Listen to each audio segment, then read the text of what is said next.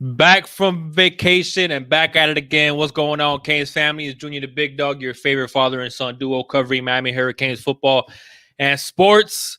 Back from a 2-week hiatus because I was on vacation for a week visiting family in Massachusetts.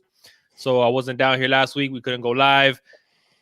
And week before that, we had the bye week and whatnot. So took a week off, but we're here. We are Yes, we are. here, baby. And just quite a bit to talk about. Obviously, Yeah. we're going to talk about the NC State game. We're going to talk about our preview about the Virginia Tech game this Saturday noon. But before we go ahead and get into that, before Big Dog goes ahead and does his weekly roll call, if you guys are new here by any chance, please like, subscribe, and hit the notification bell so you get notified anytime me and the Big Dog do go live. We usually go live every single Wednesday at 7 p.m. Eastern time. We also do post game reviews, which would be most likely Sunday. This Sunday coming up, since the game is on Saturday, we'll probably do it at 11 in the morning. So if you guys are football fans, Miami Hurricanes fans, and you like the content, check out our library, our on recruiting, player breakdowns. We cover recruiting as well, man. We do it all here on Doing the Big Dog when it comes to the Miami Hurricanes and sports, man. So with that being said, Big Dog, take it away. There you go. What do you say, guys? I hope everybody's having an awesome Wednesday evening. Let me do my roll call. HGS, think he's going to watch us on the Rewatch Squad. 247 Canes. Nathan, Caesar, Jay, Mr. HD, what do you say? Ben Pratt, what's a good word, Ben? D. Burnett, hola, fellas. OG Kane, what do you say? Cane Juice. Brandon Poboy. I mentioned Nathan Sigmund. Baytu Perry. Brian. Is that a different J? No, it's the same J. I just want to make sure I got everybody. What are you guys saying? Good evening, everybody. Thank you for joining us on this Wednesday evening. It is our favorite part of the week. Yeah, we have been gone for a long time, and but we'll get right back to it. We'll get right back to it, and a lot to talk about. Our defense is gone too. Hopefully, our defense comes back as well. Yeah. Our defense is man, what a game De'Aaron King had. What a game. What would our record be if we didn't have Mr. De'Aaron King at quarterback? I'm telling you, man. I don't know. I won't hazard to say, but it definitely wouldn't be where we're at right now. It wouldn't be with one loss. You guys remember when we talked at the beginning of the season when we did our preseason breakdown? I had 2 losses in the regular season. One of them was Clemson, and one of them was NC State on the road. I felt a little bit better about it knowing that we had a bye week, but then again, I felt a little bit worse about it knowing that we had a bye week because Manny and the staff. I don't think we've gotten our bye week blues fixed yet, but I'll tell you. I mean, listen, it doesn't matter what happens. It doesn't matter how we go about it. We got the W, and that. Now, obviously, when you do a postmortem, you're interested in more than just the outcome. You're interested in how we got there. And yeah, some serious issues defensively. Yeah, it was the first bye win for Manny. You're right, Didi. It's troubling, man. It's troubling. It's troubling what's going on with our defense. It's troubling what's going on with the lack of adjustments. At the end of the day, there was a reason why the former OC, who shall not be named, is gone. And we have an OC that we're very happy with in Rhett Lashley. Mm-hmm. Is our DC meeting expectations? And I think the answer for that is probably a no. And I think it's getting to the point where we can't just say it's young, because he's young and he's improving and he's, what do you say, Big Nasty? Orange and green blood. Cohen, it's all about the U. Cohen, what do you say, Logan? Hey, Logan hopped in here, and it reminds me, man, we got to shout out all the veterans, man, and Oh, everybody absolutely. Oh, active, God. retired, Absolutely, whoever it man. is, man. Absolutely. That Thank you, all the veterans. It's why we're able to live in a free country. It's because of all the people that made sacrifices for us. And It wouldn't thank be a you. Junior the Big Dog YouTube channel if it wasn't for all the lives and all the sacrifices that. Absolutely, absolutely. So thank you to all the veterans out there. I did do Cohen, right? I did say Cohen. It's all about the Yeah, you, Cohen. Okay. yeah, and so yeah, a big shout out To all the veterans. all of Absolutely. our veterans Thank you so much for your service. and one more quick thing, man. Before you go ahead and try not to lose your point, Big Dog, but Yeah. Elijah Roberts' father. Yes. Prayers to George Roberts, man. He's in the hospital. He's seems to be getting better, but I know he's having some issues with his lungs and whatnot. Yes. And those of you that follow Elijah Roberts' mom, Shonda, she has been, on Twitter and whatnot, and giving updates on his condition. So a big shout out to them, man, and prayers to George and Shonda and Elijah. Obviously, man, I can't imagine how worried he is, and with this whole COVID thing, man, it just makes things crazy because you can't be in the hospital with your loved ones. Yeah. When something's going on. So I hate that. I just hate that. I hate that. I hate that. Man, nobody should be going through stuff like that alone without your family there. I just hate that. Find some way, man. Find some way where people don't have to be alone. I just it's crazy. it just ain't right, man. It just ain't right. Oh, Logan with a donation. Thank you so much, Thank you Logan. so much, Logan, man. It says much love. Here's some veteran money. Thank you, partner. But yes, please keep George Roberts in your prayers, guys. And I'm a huge believer in the power of prayer. If you guys don't remember, I believe it was in Washington. I can't remember what city, if it was Seattle, if it was a different city, but this was years ago. But there was a young girl that the family had basically been told to say their goodbyes to her because they didn't think she was going to make it through the night, and all that they did was pray and pray and pray, and she had cancer, and the next morning the cancer was gone, and the little girl was fine. And even doctors that weren't believers became believers, and that story, trust me, everybody's tried to debunk that story, and they can't. There's many more like it that don't There's don't make a the ton of headline. them. You know the stories. Oh, You know gee, the story. thank you for joining us, man. Junior can't stick around till Miami, Santa Claus. We need more wins all the way up to Christmas. I like it. I like it. Shout out to you, Santa. Yeah. But no, that's the thing. So I'm a big believer in prayer. So please keep George in your prayers, and hopefully he'll be back with us soon.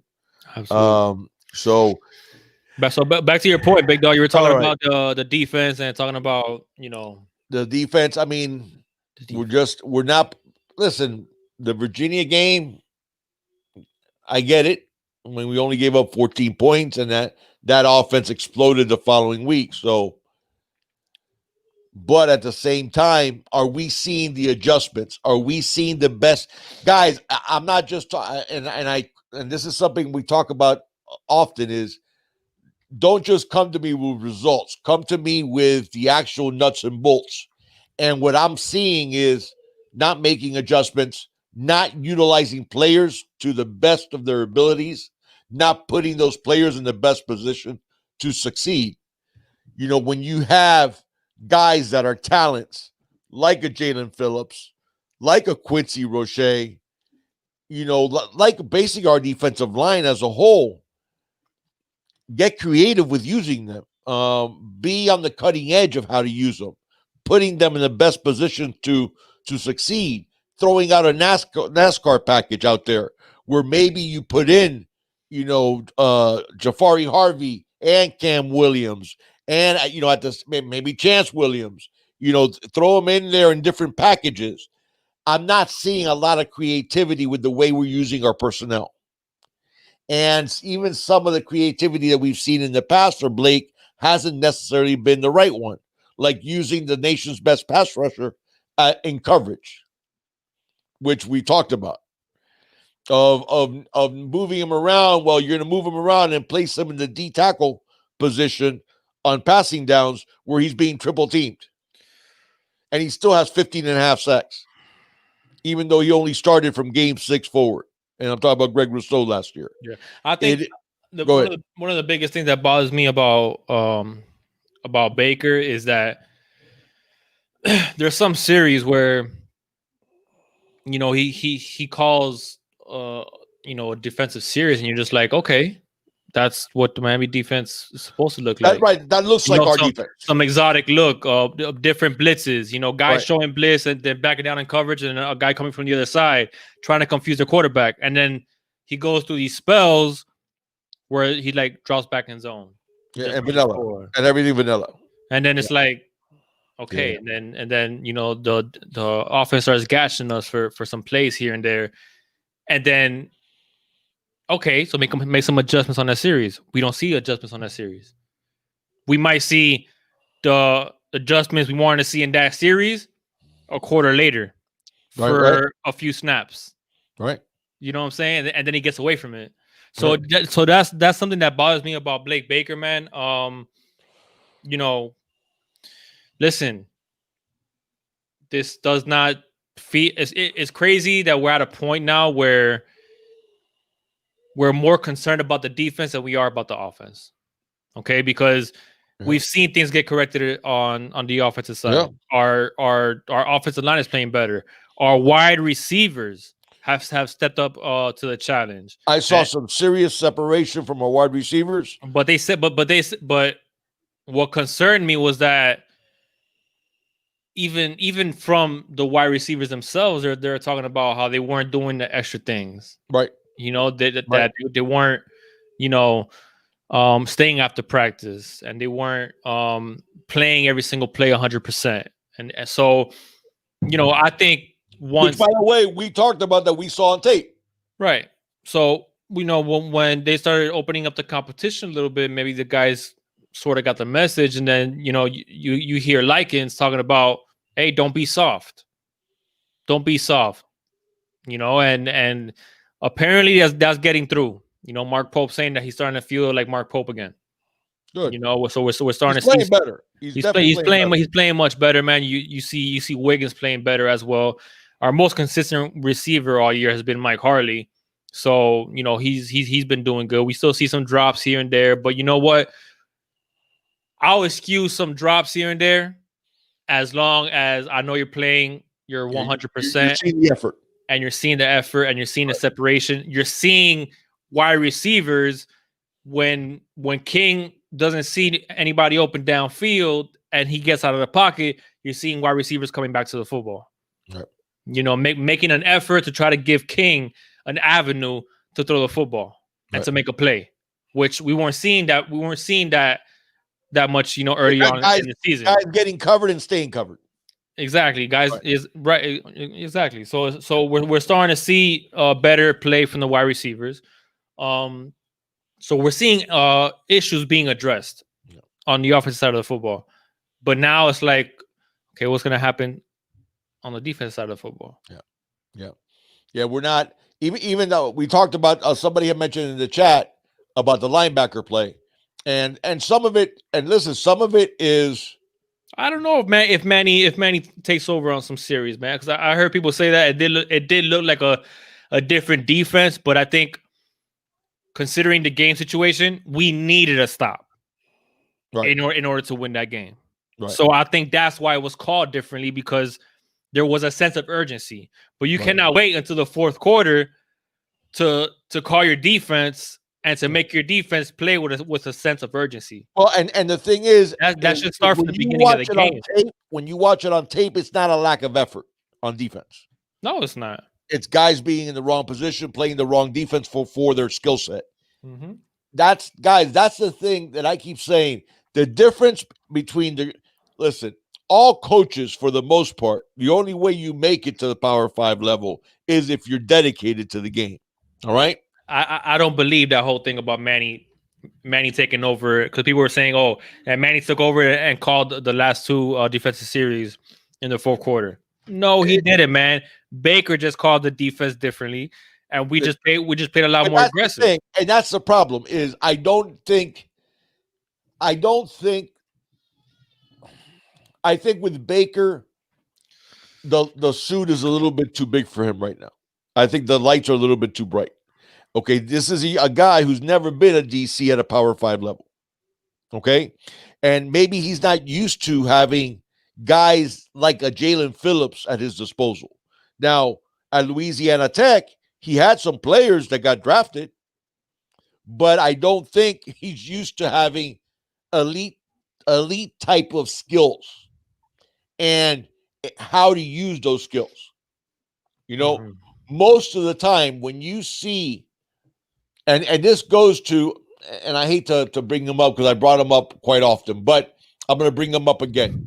Bill Belichick, okay? You look at Bill Belichick and look at the way he used players in certain roles where those guys in those roles were game breakers. Okay? But in terms of talent, they weren't necessarily the most talented of guys. Right. Okay, I'll give you a guy right now who's a head coach in the NFL, and Mike Vrabel. Okay, what was it about Mike Vrabel? What did he have that Bill Belichick saw that he could utilize in a certain way? And he's done that. I could go player after player after player, whether it's Willie McGinnis, Richard Seymour, Vince Wilfork, Kyle Van Noy. I mean, you look at the way that they have always done at New England, and I get it. This year, they're obviously the whole no Tom Brady is not working out the way Bill Belichick had hoped. But it's different when you don't have the greatest quarterback of all time. Yeah, it's a bit of a difference, on your right? Team. But the thing what I'm not seeing with Blake is I'm not seeing utilization of his player skill sets to the maximum of their ability, and B, not making timely adjustments and having players playing on their back. We're having guys who are aggressive type of defenders playing on their heels. Yeah, playing conservatively, exactly, back on their heels. Again, you have to adapt your thinking, your philosophy to the skill sets of your players. You have to find creative ways to utilize specific parts of a player's skill set to the maximum of their ability, and he's not doing that. Okay, we have on defense the most gifted player on our defense arguably is Jaylen Phillips, right? Because Bubba is probably right up there too. But Jaylen Phillips, I would say, is probably the most outlier type of skill set is his skill set. How many times have you seen Jaylen Phillips line up anywhere outside of left defensive end? I'm trying to remember a time, and I can't remember one. Okay? So we know that. Guess who else knows that? The other team's OC. Right? Mm-hmm. So if your most gifted player, he's coming from the same exact spot every single play, guess what? Pretty easy to be the offensive coordinator going up against you. Because now all I have to do is talk to my right tackle and my right guard and my backs. Okay? Maybe a tight end. Because I'm going to chip. I'm going to chip him with a tight end at times. I'm going to double team him at times. I'm going to chip him with a running back at times. But I know he's coming from the left defensive end on every play. Okay? So you're not doing anything creative in order to cause him to cause headaches for the other OC. Because the other OC just says, okay, that's Jaylen Phillips is a stud, but he's coming from that left defensive end 100% of the time that he's on the field. Mm-hmm. Quincy Roche from the right defensive end. You understand what I'm saying? So it is my whole my whole philosophy as a DC would be, number one, take away what you do best. Whatever you're comfortable running, whatever is the most special part of your offense, I'm going to take that away. I'm going to make you beat me with what you do second best or third best or fourth best. But what you're best, I'm taking that away. Okay. And then defensively, I'm going to give you different looks so often that you have no idea what I'm going to be doing from play to play. What I'm going to be doing from the way I'm going to position and use different players. Okay? So and we're not seeing that. We're just not. I'm going over some stats here, big dog. Go ahead. There is not one defensive stat for Miami where they're ranked inside of the top 25 in defense. There you go. We're giving up. That hasn't happened since Mark D'Onofrio was our D coordinator. We're giving up basically 25 points a game. That's good for 39th in the country. Okay. We're giving up almost 400 yards per game, which is good for 53rd in the country. Let me see some other. Giving up 148 rushing yards per game. That's good for 55th in the country. 55th. Yeah. Passing yards. Huh? Passing yards per game. How much are we giving up? Let me see. We are giving up 245. That's Which good is for 75th. 75th in the country. Yeah. There you go. There's not one statistical category that we're ranked below 27. Our best stat basically is let's see. Look at how much our TFLs are down. Yeah. Our TFLs. Guys, we set a team record in tackles for loss. Yeah. With the Modern Canes. Yeah. And now we go quarters without a TFL. Yeah. And guys, it's not stats. I'm not bombarding you with stats. Here's the truth. When your TFLs go down, what am I allowing the offense to do? I'm allowing them to stay on schedule. Because the whole point of tackles for loss is it puts you behind the chains. Okay? What happens with offenses when you consistently put them behind the chains? They don't convert third downs, or they start pressing where you get turnovers. Mm-hmm. That's the reality of it. Okay? That's not our defense, man. That is not our defense. That is not what. And here's the thing.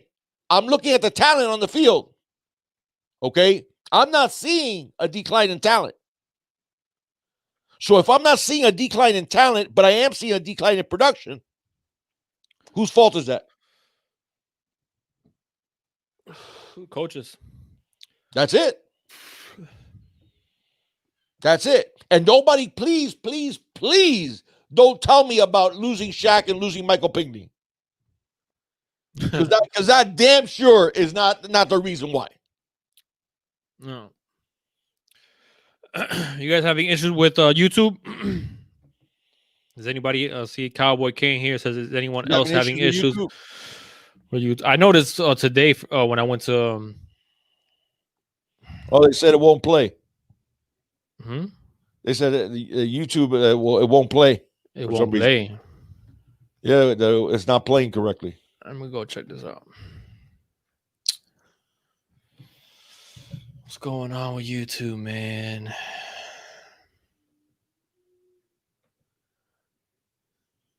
Huh. That is strange. Is everybody else good? I'm checking on my phone to see. So wouldn't load up. Yeah, it's not loading up on my phone. I see the chat, but yeah, I'm having issues. I'm fine. Okay, so some people have it, some people are good. I can't pull it up on my phone. Bergie said he was having issues too that wouldn't load up. Can't see them or hear them.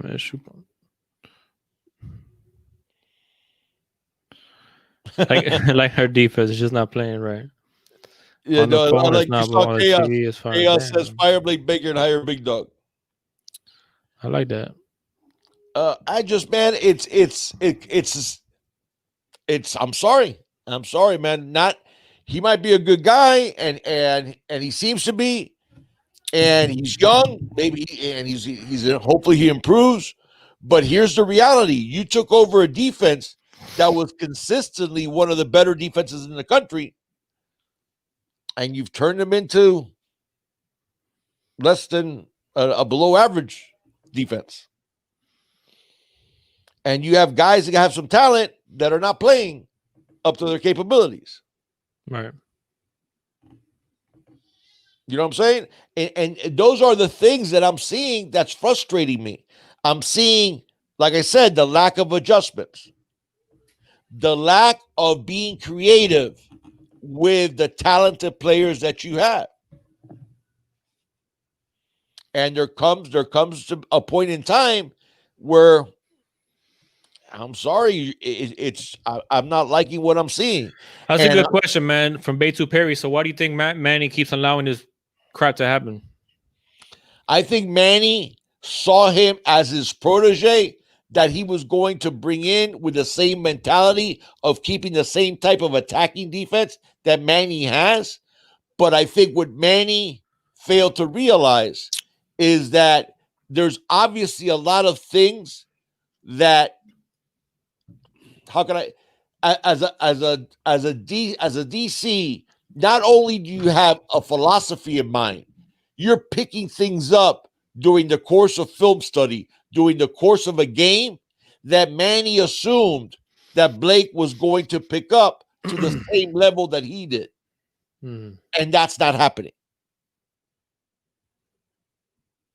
I'm with you. So, and it's a concern. And yeah, we only have one loss. I get it. And we're ranked 9th in the country. I get it. I get all that. Okay. But at the same time, when you are not you're not getting the production from that when you took it over, it was a top 20 defense really a top 10 defense. And now you have it in the bottom, in the lower half, below average at best. And it's not because of lack of talent. I'll tell you that much. It's not. Bergie would have sent out a donation. He says, "I'll say this: if it's true, Manny had to take over the D and the fourth again, then we need to change at DC. There you go. Time when the DC is supposed to shine, and he can't do it. There you go, Bergie. That's exactly right. That's exactly right. And let's assume if it did in fact happen, Manny, why are you keeping a DC around that you have to take it over? Or at the very least, has not kept, he took over. If you tell me that Rhett Lashley is struggling, well, shoot, he took over an offense that was really struggling over the guy who shall be not named. Mm-hmm. Okay. But Blake, it was flip the script. You took over a D that was one of the best in the country. You took over a D that, believe it or not, guys, set the team record for tackles. Gerald Willis, the 20, that was the 2018 team, correct? Mm-hmm. No, that was the 2017 team. I'm sorry, the 2017 team set a record for tackles for loss. No. Gerald Willis was in 2018. So Gerald Willis was in 2018, but was it? I'm not sure if it was 2017 or 2018 that we set the team record for tackles for loss. Think about what that means at University of Miami. Okay, yep. I know tackles for loss hasn't always been an official statistic, but it did break the record from I believe it was the 1989 Canes. I believe it was the 89 Canes that held that record for tackles for loss. Mm-hmm. Okay. We broke that record, guys. Think about that for a second. We broke the record for tackles for loss in a season. The team record. With over 130. How many tackles for loss now do we have? I would have to look it up. See if you can pull it up. See if you can find out where we are, where we're ranked in TFLs.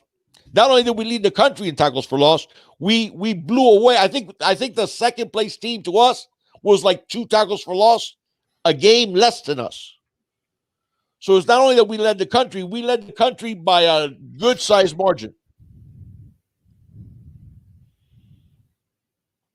I think 89 Lenore's, I think because Jimmy's last year, I think was 88. So 89 would have been Dennis Erickson's first year, but the DC back then, if I'm not mistaken, was Butch. I think Butch might have been the DC in 89. We got 57 tackles for loss. We're averaging how many per game? 8.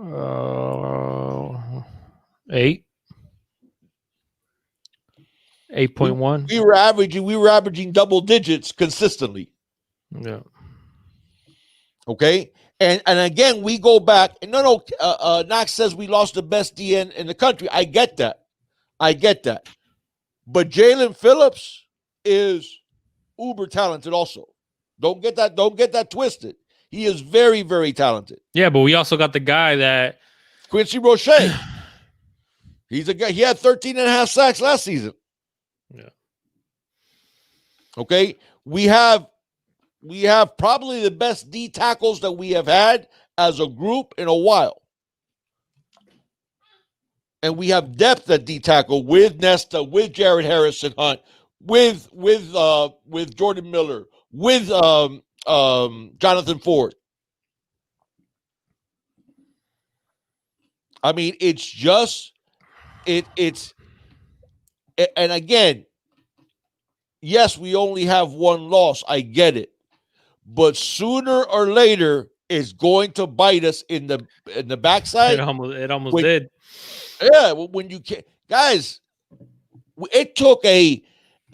By the way, I don't know if you guys saw that Pro Football Focus. De'Aaron King's performance is his highest rating in the history of his career. Yeah. Even that year, he got 50 touchdowns against North Carolina State. That was the best performance of his career, and it was the best passing performance in the country last week. Yeah, we got a lot of people not being able to get to beat NC State by 3 points. I don't know what's going on, guys. With hopefully it's gonna be fine on the playback. I was wondering why we don't have that many people watching us. I guess there's issues with YouTube. Yeah, Shane Castellano says it's not working for him. Hey, somebody please let them know that we are on. But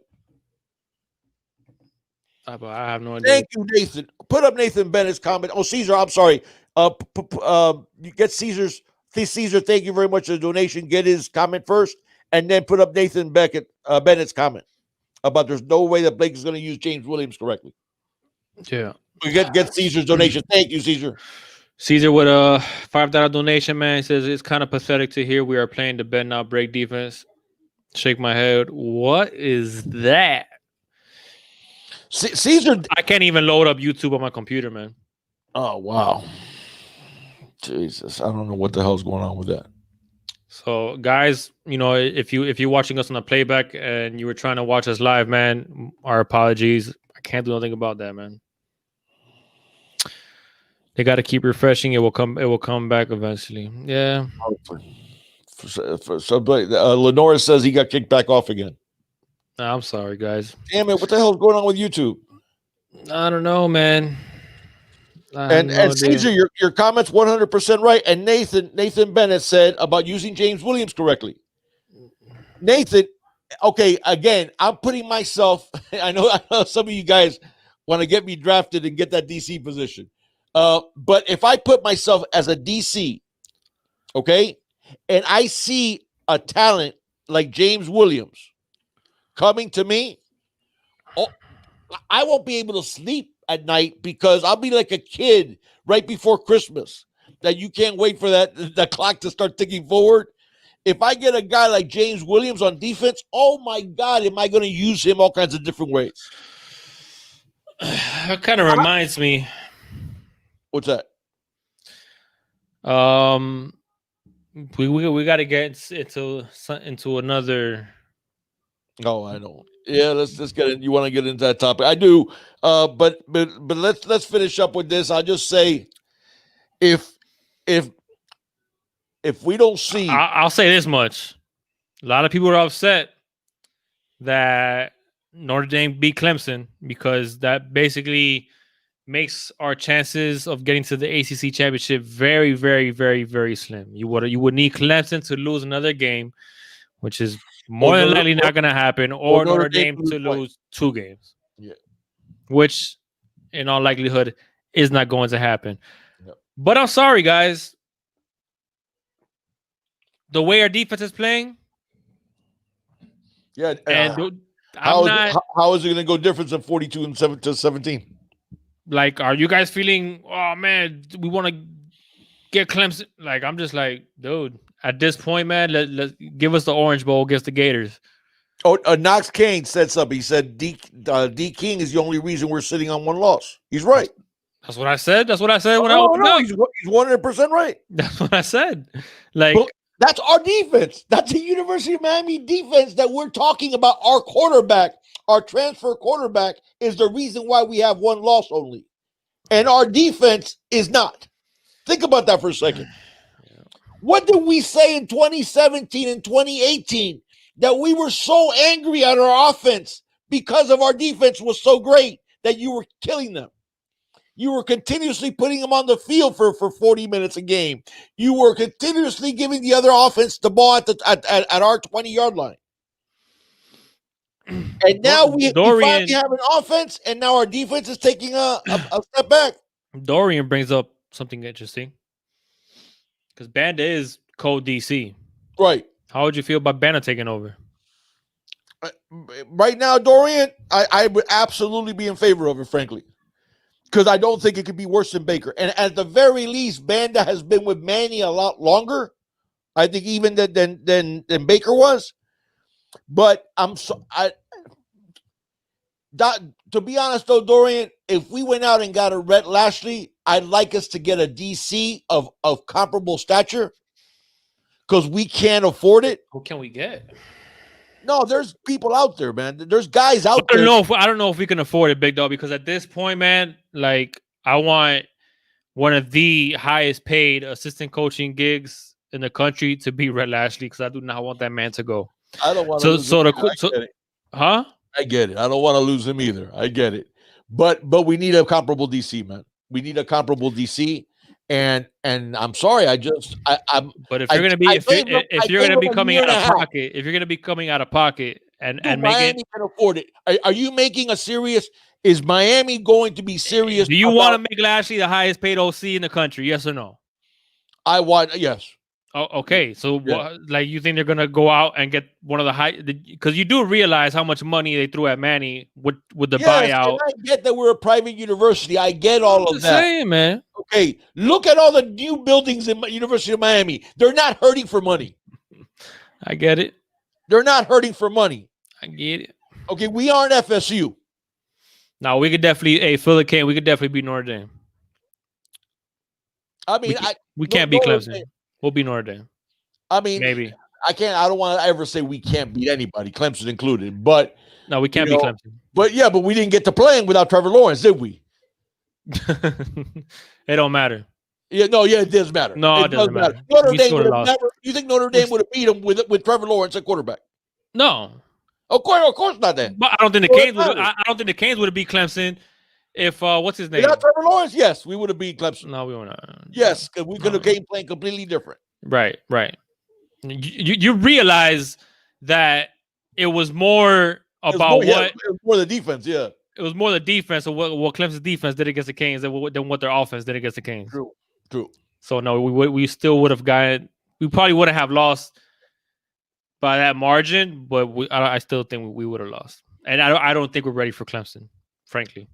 And so I see this defense play the way I saw it play under Manny Diaz. Yeah, like we saw it play under Manny. Then it just sucks, man. Why can't we have a complete team, man?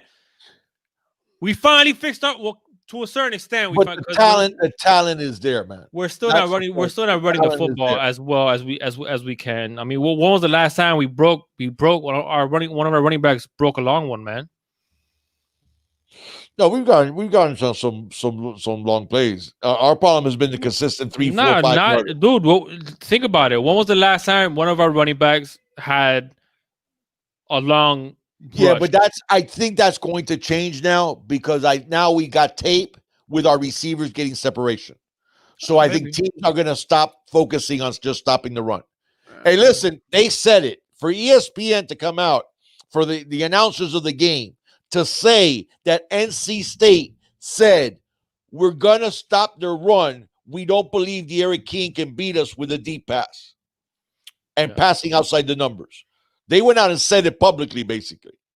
Well, I mean, and the Eric King came out and went, okay, I accept that challenge. My kids can't talk yet, and I think they can make that assessment based on what we've seen this year from the Canes and our wide receivers. I know. But at the same time, listen, so now we put something on tape that's a little different. Yeah. Okay. Now maybe we'll start seeing some running lanes open. But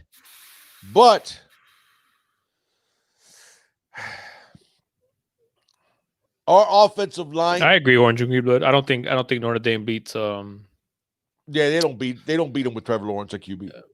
Even though the backup had a good game, man. Yeah, but he was not Trevor Lawrence.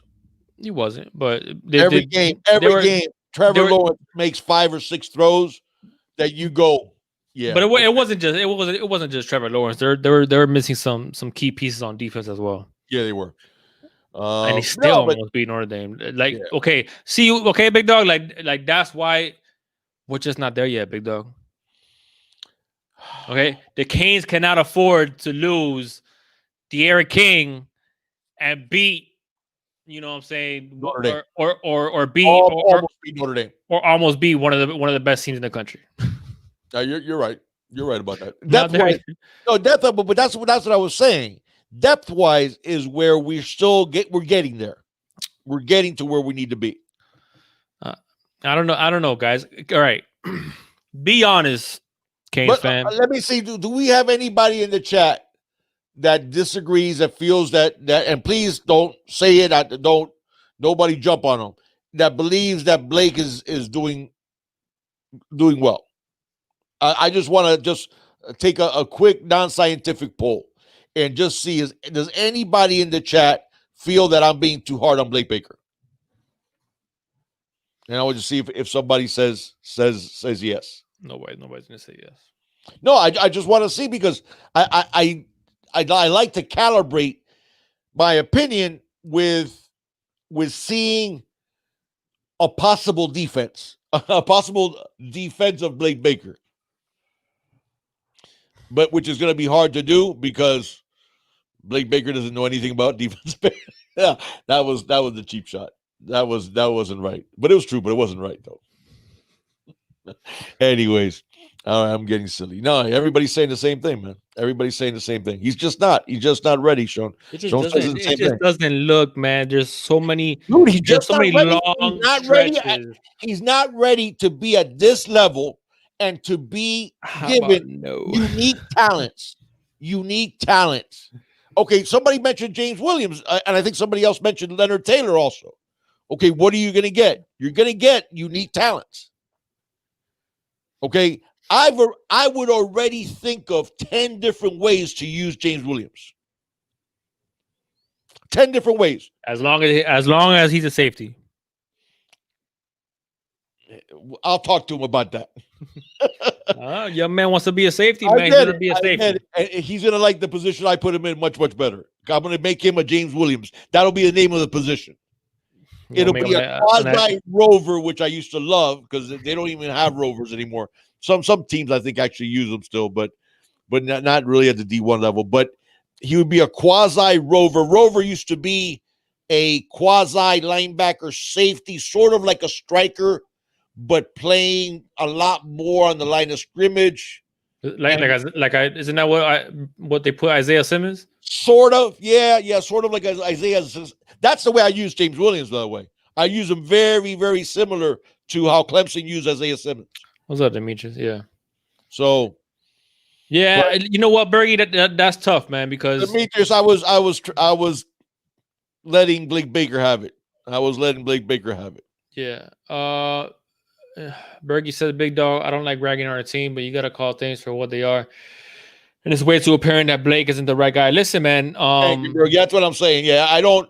You're right. I don't like being that harsh, but I gave him a year and a half to see improvement. Yeah. I was very angry last year. You guys remember the North Carolina game, because when we had our preview of the North Carolina game, I kept talking about the fade pattern. I kept talking about it over and over again. And then this young man hits like 6 fades on us during the game. The next week they play Wake Forest, and Wake Forest plays a 2 deep zone. And he gets benched. Taking the fade, and they had a bench somehow. Yeah. So when I see stuff like that, I'm like, dude, you're the DC. I'm not. I host a podcast with my son. You're the DC. You're making all that money. If I saw that this young man, all he had to do, the only thing that Sam Howell was doing early on in his freshman year was hitting the fade and hitting his first read. You take away his first read with press, and you put 2 safeties over the top where he can't hit the fade. That's what Wake Forest did the following week, and he got benched. And they were shutting out North Carolina. Right. When he got benched, I think they had 3 points. When he got benched in the third quarter. Okay, so if I saw that preparing for our preview show, dude, you get paid to be the DC. We never saw that type of coverage. We didn't take the fade away. He hit like 6 fades for us, against us. And we were down 3 touchdowns. And then ended up losing the game because the comeback at the end wasn't enough. And then the 4th and 17, which is another failure. I'm gonna get into something here that I know is not popular, and I know I might receive some backlash for it, but I want you guys to understand my reasoning before you guys go ahead and pounce on me. Because I saw Shane saying, and I know Lenore doesn't agree with it. About the whole "a win is a win" mentality. That's not okay if you're at the top. Okay. Clemson's not going to be happy squeaking out a win against, whoever, FSU, and say, hey, a win's a win, and they're going to be happy about it. In the case of the Miami Hurricanes, guys, I'm over the thing of like, oh, that's not the way the Canes used to be. And listen, guys, we're coming off a 6-7 season in which we lost to teams like Duke and FIU, and we get shut out by LA Tech. We got 1 loss, man. And the way things are looking, we might only end up with one loss. So am I happy with the way the defense played against SC State? Hell no, I'm not happy. But we came back from being 10 down late, and we won the game. A game we would have lost last year. How many games have we played this year that we would have lost last year? True. That's so, valid. I'm looking at it as in, am I like, was I jumping up and down for joy about beating NC State? No, I wasn't. But I was happy, man. I was happy because we won the game. Right. Okay. Because yeah. I believe right. I'd rather be mad at Blake Baker after a win than be mad at him after a loss. I agree with you. Correct. I'm looking at it from the scope of, I didn't expect for the Miami Hurricanes to compete for a national championship this year. I didn't. What I wanted to see was progression, not just from the players, but from the coaching staff. What I wanted to see was recruiting. But what I wanted to see was effort. Red Lashley's offense. Okay, I wanted to see us run a spread. I wanted to see how dynamic the offense could be. I wanted to see the things we could do on the offensive side of the football. I wanted to see better offensive line play. I wanted to see us being more efficient on third downs. I wanted to see Manny Diaz learning. Okay, him not playing favorites, which maybe he did at times last year. I wanted to see him open up competition. Check. We've seen those things. I wanted to see us start winning the recruiting battle in the Tri-County area more. Check, check, check, check, check. We're doing that as well. Okay, so I'm seeing progression from this Miami Hurricanes football team. So I agree. A lot of people don't like that a win is a win mentality. But when you're trying to, and people just want to see a snap of the fingers and boom, that's it. Oh, the Canes are back. Right. It doesn't happen like that, man. Okay, we've been in this roller coaster, up and down, middle of the pack. Oh, is the U back? Is the U back? Oh, no, they're not back. Oh, is the U back? No, they're not back. Okay, so what I wanted to see is you can't build a program on a faulty foundation. All right. So what I wanted to see was a solid foundation, building it back up, changing the culture, recruiting high character guys that are buying into the program, that are going to work their ass off when they get into the program. All right. Player accountability. You know, Gilbert Frierson, talk to the team at halftime. You know, chew them up, saying, hey, this ain't the Miami Hurricanes defense. You're seeing a lot more player accountability. Okay. So you're seeing a lot of positive things that we want to see this year. So we're moving in the right direction, in my opinion. So at the end of the day, was it a pretty win? No, it wasn't a pretty win. Was the game against Virginia a pretty win? No, it wasn't a pretty win. Was the game against Pitt a pretty win? No, it wasn't a pretty win, but it was a win. No. And it was a win that, in my opinion, last year we would have lost. So I'm seeing progression. I'm seeing movement in the right direction. So at the end of the day, in my eyes, this year, a win is a win. Now, a year, you know, in the future, 2 years, when these recruiting classes that we're getting coming in, the 2020 recruiting class gets more experience. The 2021 recruiting class that's stacked with talent starts playing. In 2 to 3 years, you know, maybe less, who knows? We're going to be actually competing for a national championship. We're going to be challenging Clemson. Then at that point, I'm going to be like, no, a win is not a win. Because at that point, we need to be destroying teams like Clemson's doing, you know, in the ACC to every single team. Okay, obviously, besides that Notre Dame game, but whatever. I mean, that's a fluke. Trevor didn't play. They were missing players, and this whole COVID season, I mean, it's crazy. But removing that, Clemson takes care of business almost all the time against teams that they're supposed to beat, and they're not just beating them by one touchdown. And it's not, you know, it's not coming down to the fourth quarter against these teams that they should be beating. The games are decided already by halftime. Okay, that's what championship programs do. That's what the Canes used to do back in the day. We're not doing that right now. So, but a win is a win. We're 6-1. Right. Okay, we have as many wins in 7 games as we did last year in 13. Right. Now I'll tell you, in terms of that, and I hate to do this, but I'm a fence sitter on this. I see your point, and your point is valid, but I also see the flip side. And the flip side is the thing that makes this U special is that here's the bar. And we're not anyplace else. We're not FSU. We're not Florida. We're not Georgia. We're not anyplace else. We're Miami. We're the U. Mm-hmm. Okay. And that means that our bar is here. Okay. And our bar is not going to change for this class, or for the 6-7 2019, or for the 7-6 2018, or even for the 10-3 2017. Our bar is here, and our bar is dominate. Okay. So I see your point, and you're 100% correct. But I also see the flip side, that we're not going to change that bar for Miami ever. That is our bar. Yeah. Because that bar was set not by players wearing the U today. That bar was set by Ed Reed, and by Sean Taylor, and by Ray Lewis, and by Michael Irvin, and by Jerome Brown, and by Warren Sapp, and by keep going and keep going and keep going, Jeremy Shockey. Okay, Greg Olson. Look at all the tight ends that are still big up. How far back are you going, my man?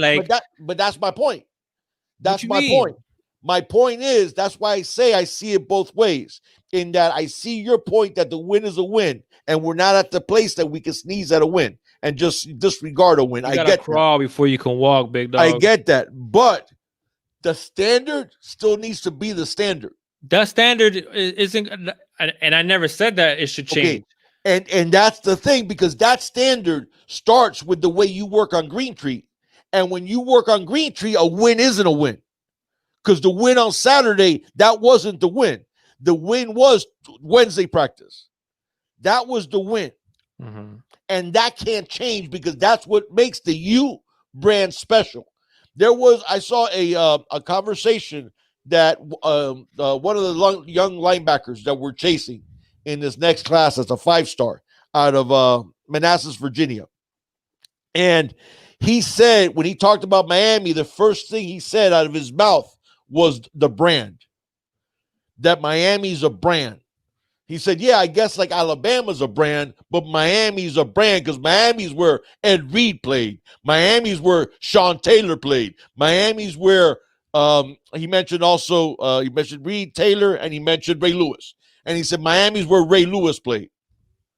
So even a young kid in high school now knows what this brand means.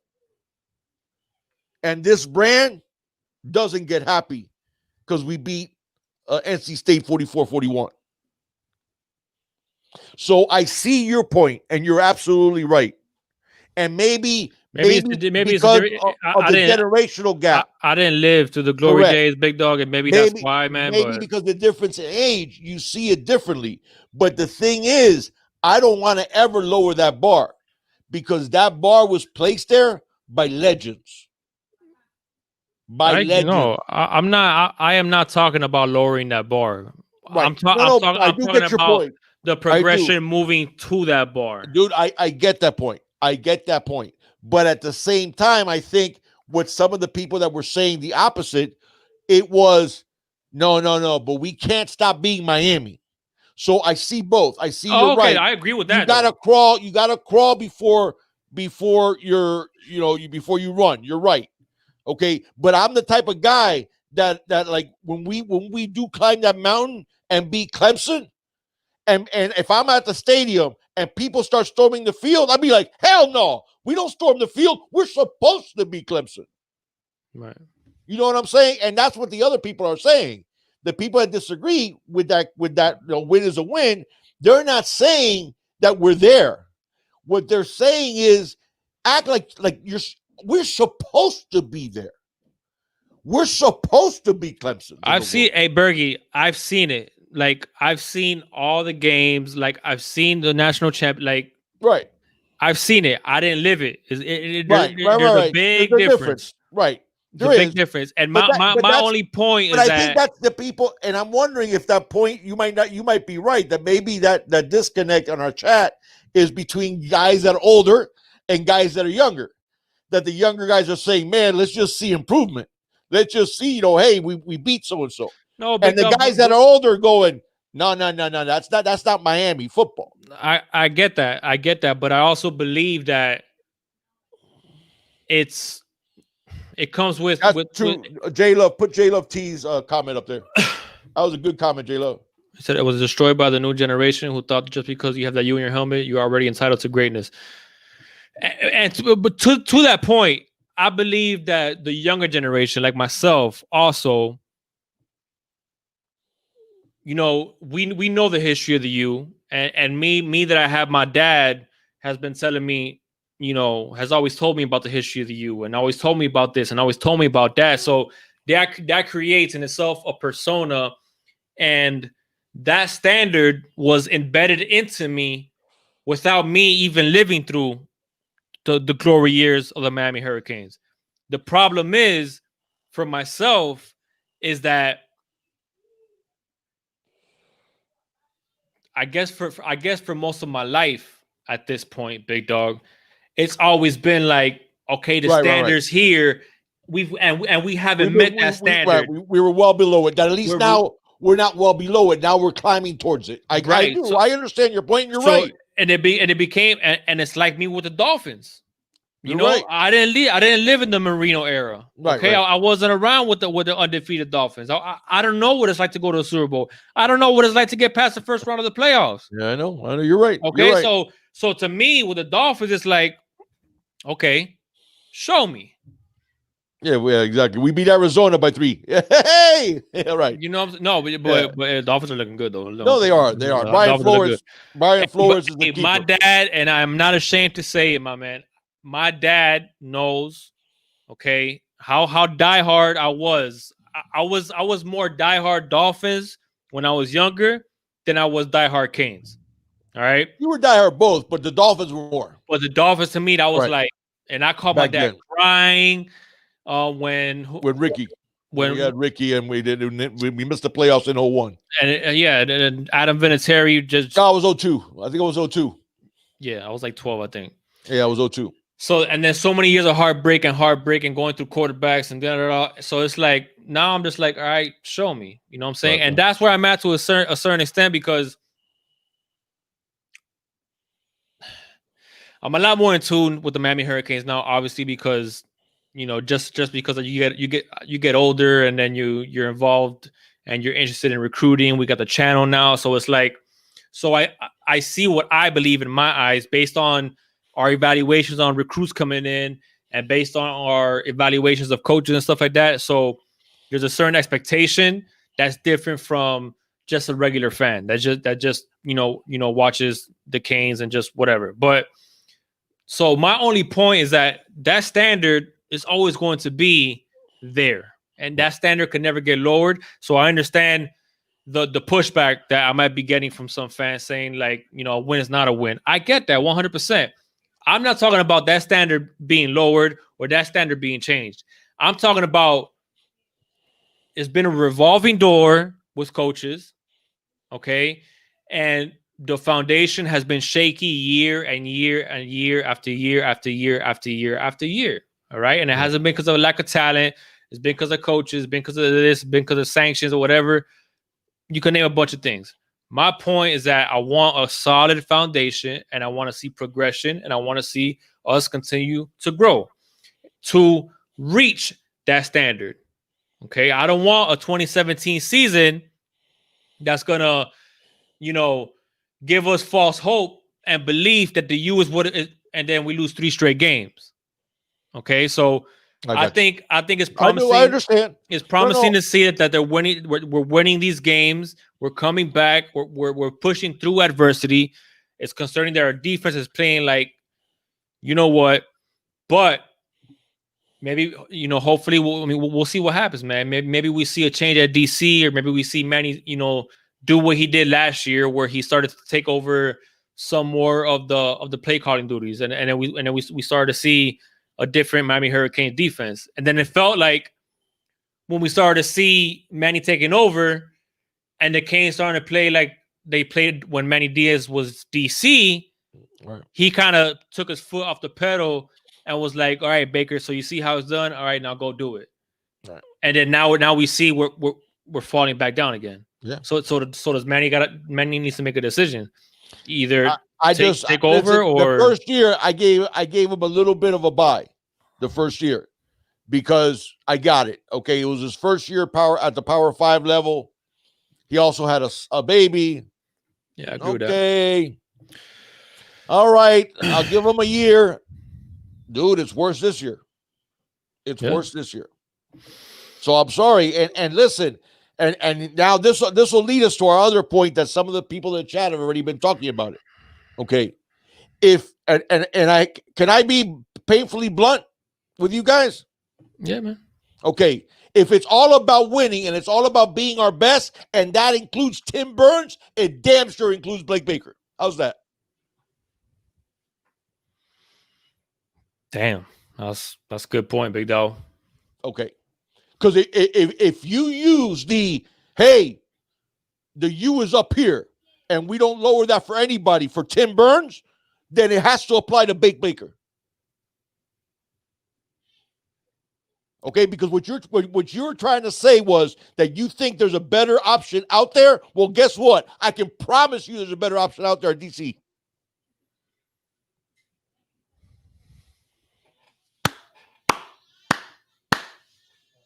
Okay. Speak it, big dog. Well, it's the truth, dude. It's the truth. You don't tell me don't tell me you're going to process someone out because you think there's better options out there. And then your DC keeps getting a mulligan. Okay, and now we're going to go ahead and talk about this because this is absolutely something that's been in the news, and we're going to talk about it. Okay. Apparently, what happened with Tim Burns is many people believe that he was processed out, and that's why he opened up his recruitment. Okay. Before you go on and say this, big dog. Neither me or the big dog have any inside information on the exact reasoning. We're going based off what a lot of people are going based on Twitter, based on what his mom posted, which insinuated that he was processed out. And then I know that Burns made a comment to somebody else saying that he wasn't processed out, that he decommitted.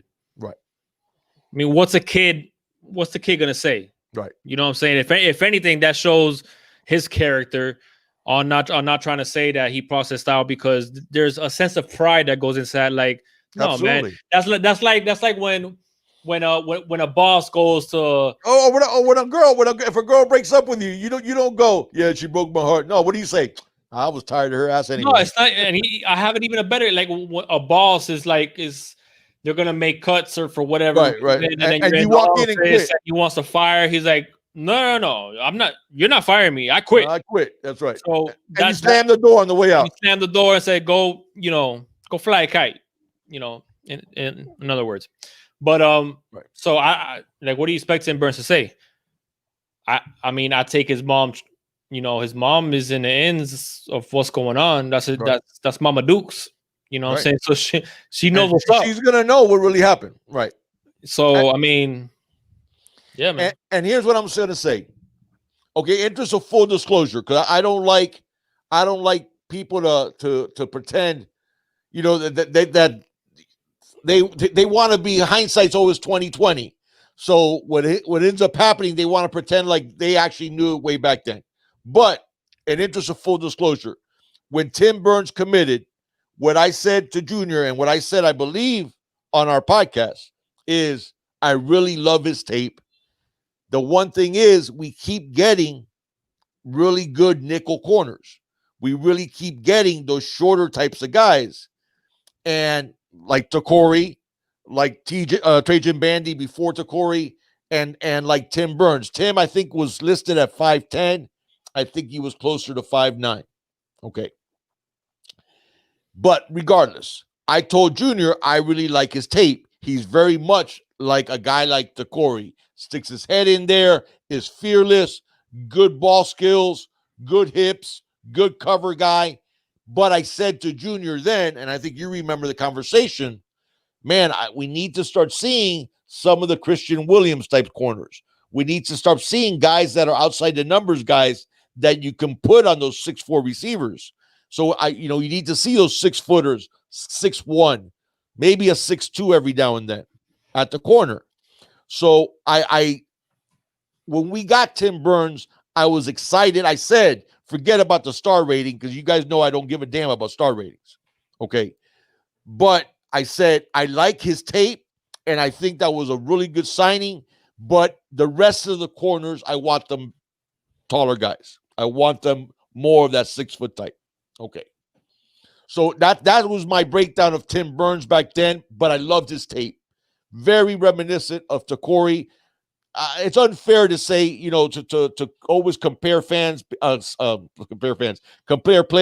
because there's always little differences here and there. But he's a guy who played bigger than his size, really good cover guy, good athleticism. So there was a lot of positives to like about Tim Burns. Okay. Now, the ugly side of college football, guys.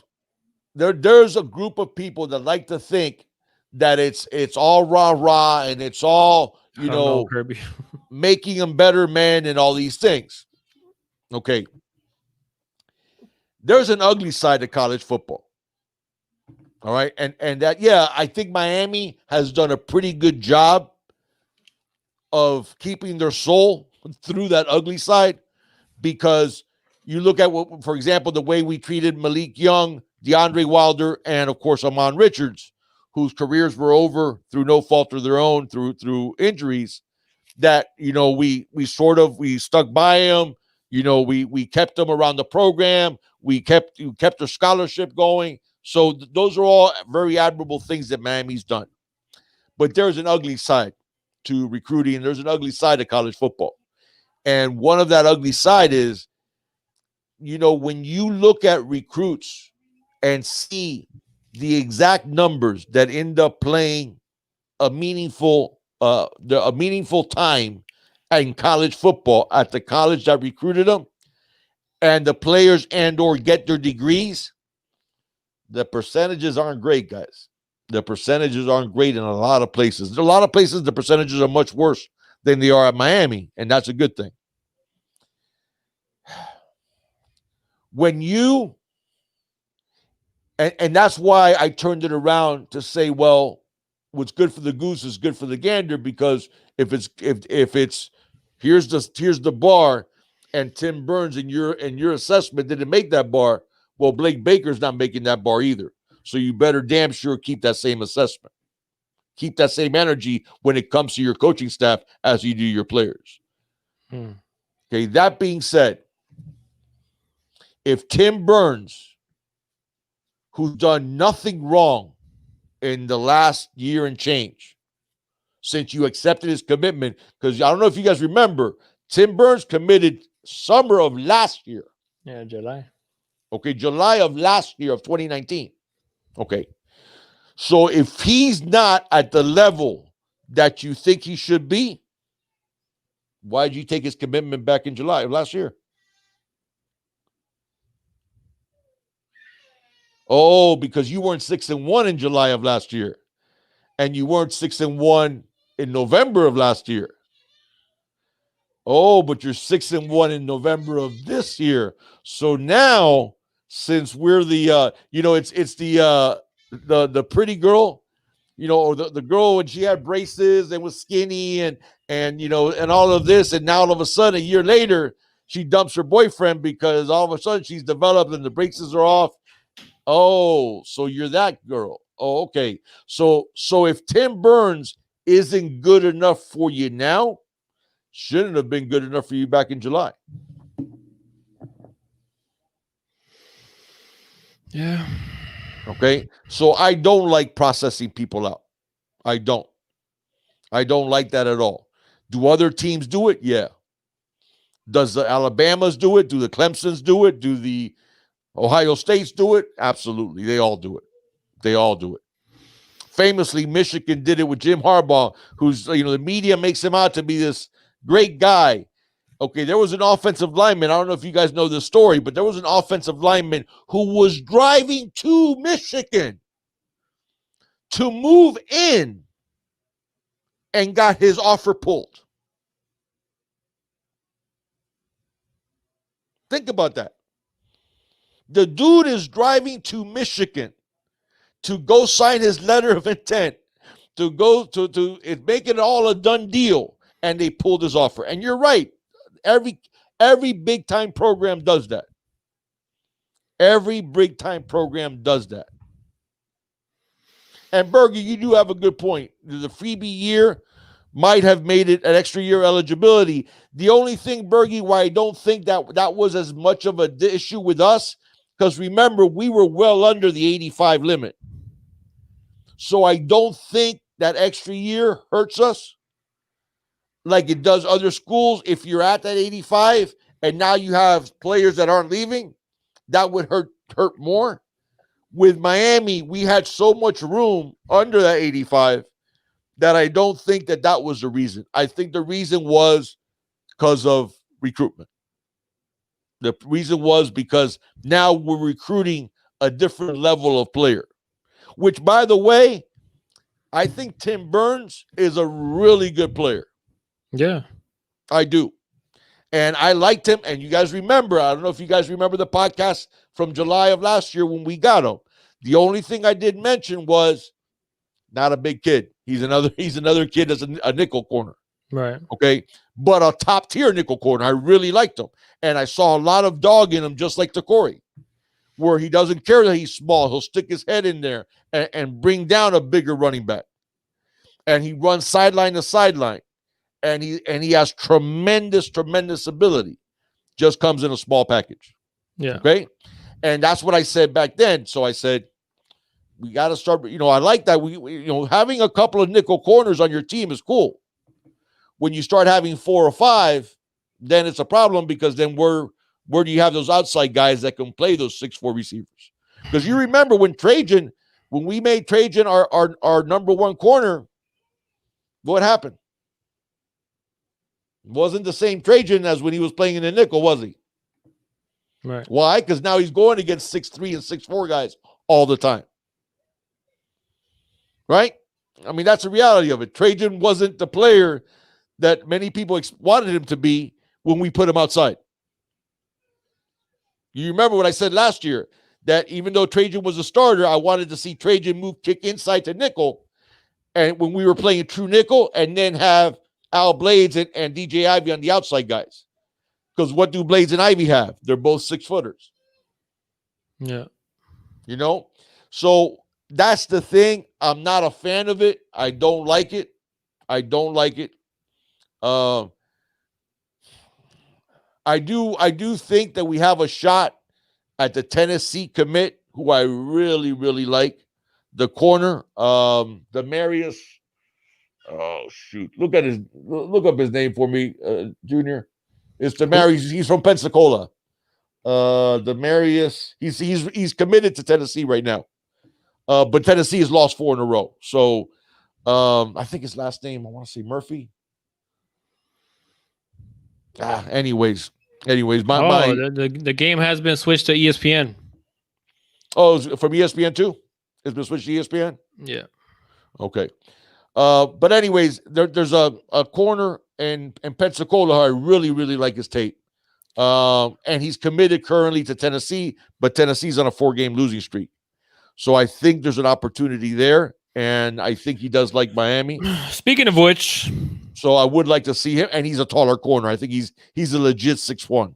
Speaking of which, you saw USC? What about it? Muschamp? I'm sorry? Muschamp? What about Muschamp? He's gone. Oh, okay. No. I thought when you said USC, I'm thinking USC, California. I'm not thinking South Carolina. When you say USC, I'm thinking University of Southern California, Southern Cal. I'm not thinking South Carolina. I know technically they're USC too.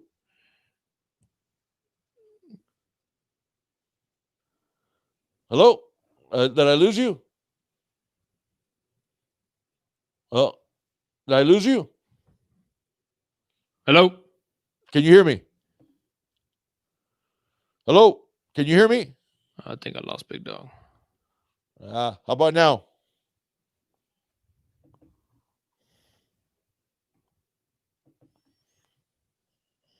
Damn it. Can you see me now? Can you hear me now? You're breaking up, Big Dog. I got you back, but you there? How about now? Am I back? Damn it, man. So now first YouTube and now this.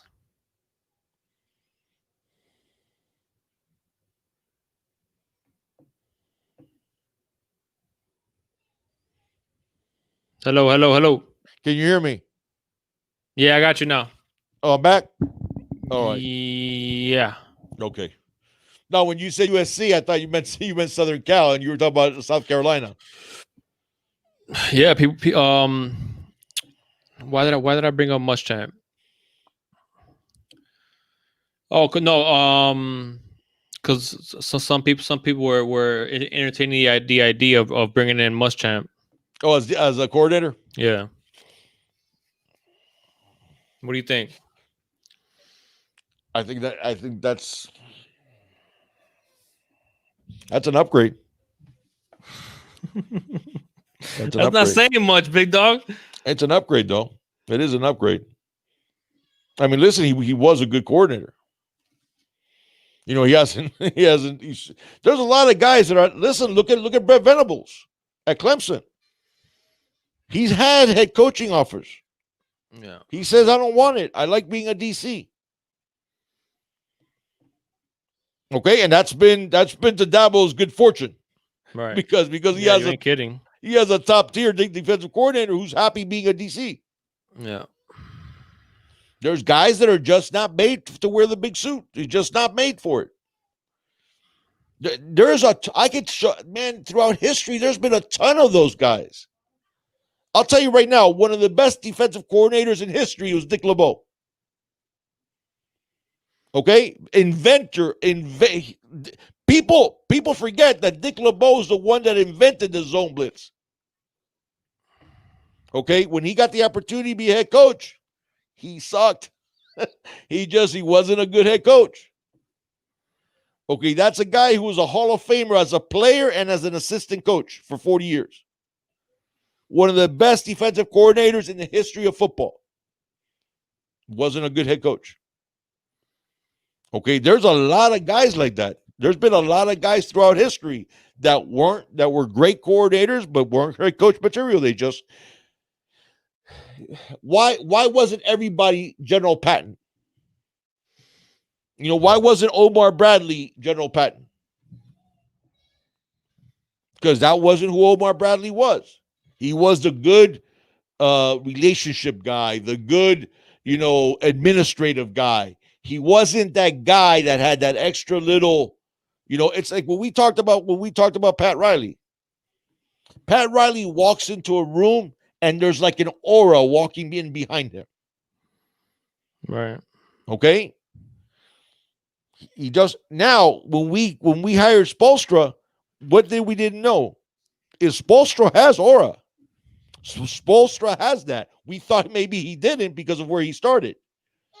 Okay, Brian Flores. Dude, right now, do you think Miami has any business in the world being 5-3 in the NFL? 100%, man. Oh, come on, man. Come on. It should be 8-0, my eyes. There's a whole bunch of guys on our team that are in the witness protection program because their moms don't even know that they're in the NFL. Yeah, but they're buying into the culture, baby. They're buying into the culture. They're buying into Brian Flores. Yeah. So I just, and like I said, if you're going to, why can't Manny just be the DC, man? Because normally it works out. Look at Sean McVay. That's what he is. He's the OC. And he hired Wade Phillips. Wade Phillips runs the defense. McVay has nothing to do with the defense at all. Right. All he coaches is the offense. Right. And he's the head coach, obviously.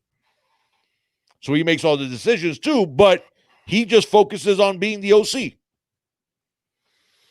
And he lets Wade Phillips be the DC. So you could do that. You could do that.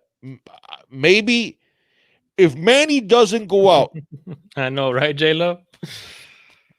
If Manny doesn't go out this year and hire himself a DC to upgrade that position. I want Manny to be DC, man. Then have Manny take it over then. I want Manny to be DC. I'm fine with it. He's proven. He absolutely is. Yeah, I'm fine with it. Especially with our guys. I'm fine with it. But is he going to be able to fire his protege?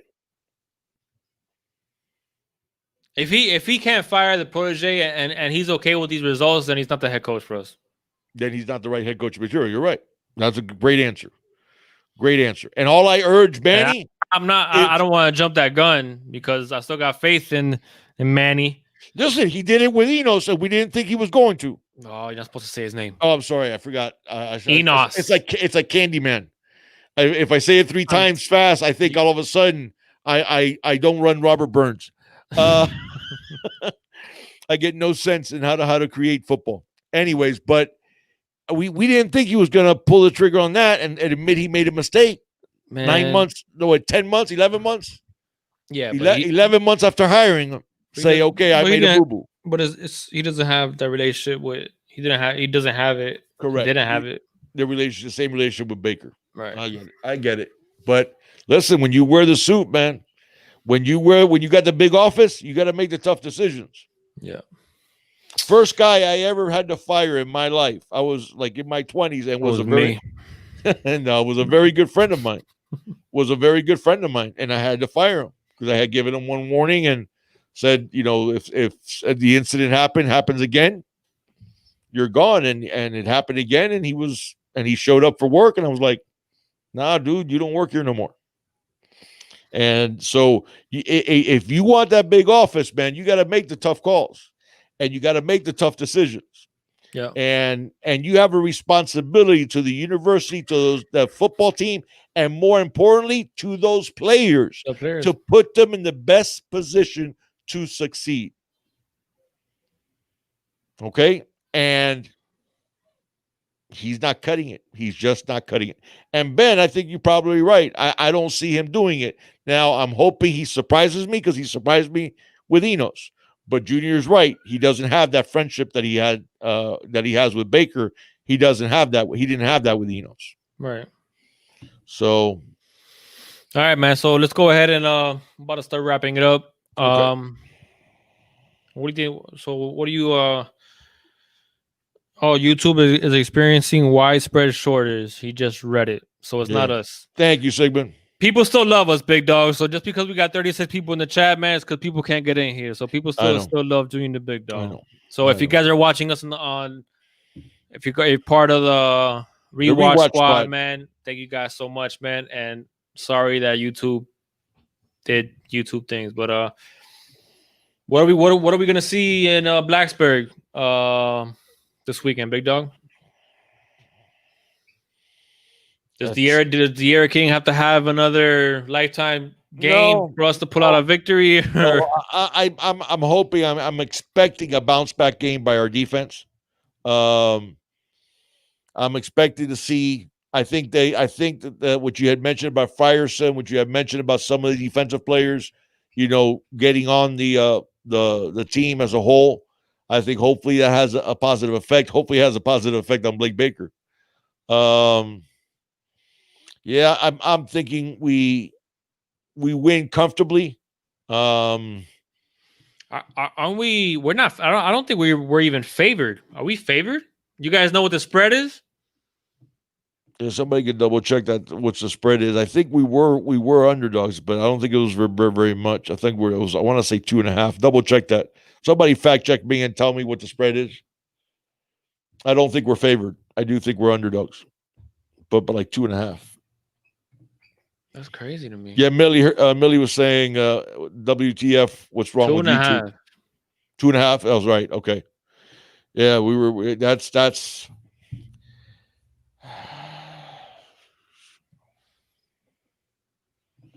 He said that's happening with everybody. Okay. I guess it's all the different YouTube channels are going through it. I'm thinking the offense, the defense. I want to see us run the football, big dog. Yeah, I do too. I want to see us run the football a little more. I think that's going to happen because I think teams saw what we did in the passing game this past week. Yeah, VT is good after a loss. That's true. But I'm thinking we win. I'll go 34-21. Okay. I'll go 34-30. Oh, so you don't think our defense will bounce back? 34-30. Yeah, but what does that say? That I sort of think the defense will bounce back, and I'm still predicting 21 points against them. 34-30, man. All right, I'm going 34-21. And so, hey, but a win is a win. Are we going to be on there for Sunday? Yeah, we're going to be on for Sunday. Okay. Yeah. Last message of the day. Manuel Diaz. If the standard is the standard to process out a young man like Tim Burns, standard is the standard to process out a failing DC like Blake Baker. That's all I got to say. I'm not even going to add nothing to that. I think that was perfectly said. Thank you guys so much for joining us, man. Once again, if you're watching us on the replay, man, we do apologize that you guys weren't able to jump in the live chat for us. Hopefully on Sunday when we go ahead and cover the game, YouTube will be back up, and hopefully we'll see a lot more of you guys in here chatting with us and giving us your thoughts on whatever it is that occurs on Saturday. But hopefully the defense does bounce back. We'll see. I mean, we'll see what happens. Hopefully we're 7-1, and yeah, that's about it. If you guys are new here, I promise you that YouTube doesn't do this on a regular basis. So me and the big dog feed a lot off of the chat. A lot of people, a lot of the regulars, and a lot of people in general weren't able to be here. So, but for those of you that were here, man, thank you guys so much for joining us, man. Hit that like button if you're watching us on the replay, or if you're still in here and you haven't hit that like button yet, man. Hit that like button, share to whoever you know. Let them know about Junior the Big Dog when it comes to the Miami Hurricanes football. Miami Hurricanes football and sports, man. Thank you guys so much for joining us. You got anything else, Big Dog? We're good. We're good. All right. Hey, that being said, as always, it's all about this you. Thank you guys. Good night.